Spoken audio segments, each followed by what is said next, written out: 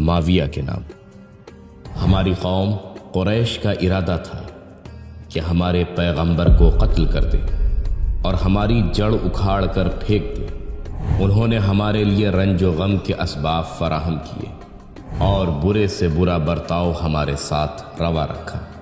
ہمیں آرام و راحت سے روک دیا اور مستقل طور پر خوف و دہشت سے دوچار کر دیا،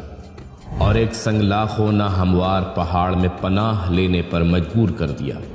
اور ہمارے لیے جنگ کی آگ بھڑکا دی۔ مگر اللہ نے ہمیں ہمت دی کہ ہم پیغمبر کے دین کی حفاظت کریں اور ان کے دامن حرمت پر آنچ نہ آنے دیں۔ ہمارے مومن ان سختیوں کی وجہ سے ثواب کے امیدوار تھے، اور ہمارے کافر قرابت کی بنا پر حمایت ضروری سمجھتے تھے، اور قریش میں سے جو لوگ ایمان لائے تھے وہ ہم پر آنے والی مصیبتوں سے کوسوں دور تھے، اس عہد و پیمان کی وجہ سے کہ جو ان کی حفاظت کرتا تھا، یا اس قبیلے کی وجہ سے کہ جو ان کی حفاظت کو اٹھ کھڑا ہوتا تھا، لہٰذا وہ قتل سے محفوظ تھے۔ اور رسالت مآب کا یہ طریقہ تھا کہ جب جنگ کے شعلے بھڑکتے تھے اور لوگوں کے قدم پیچھے ہٹنے لگتے تھے تو پیغمبر اپنے اہل بیت علیہم السلام کو آگے بڑھا دیتے تھے اور یوں انہیں سینہ سپر بنا کر اصحاب کو نیزہ و شمشیر کی مار سے بچا لے جاتے تھے۔ چنانچہ عبید اللہ ابن حارث بدر میں، حمزہ احد میں، اور جعفر جنگ موتا میں شہید ہو گئے۔ ایک شخص نے جس کا نام بتا سکتا ہوں انہی لوگوں کی طرح شہید ہونا چاہتا تھا، لیکن ان سب کی موت جلدی آ گئی اور اس کی موت پیچھے ٹال دی گئی۔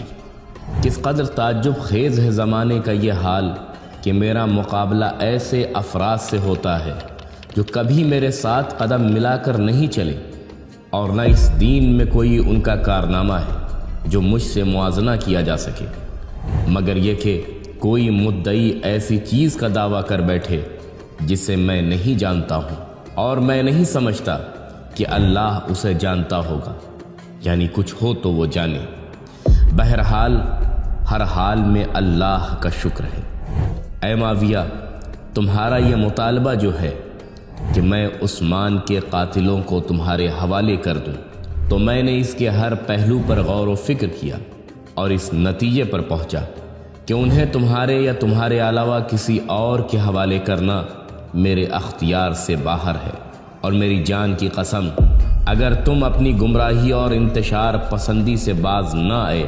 تو بہت جلد ہی انہیں پہچان لوگے۔